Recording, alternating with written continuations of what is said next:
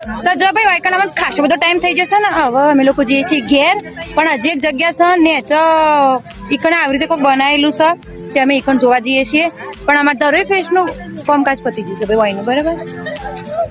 પાછી કદાચ હું આવ્યો શંકર કલ્પેશનો ફોન આવ્યો તો ભાઈ અમારા ફ્રેન્ડનો ફોન આવ્યો તો કદાચ અમે પાછા આવશું વાયકાને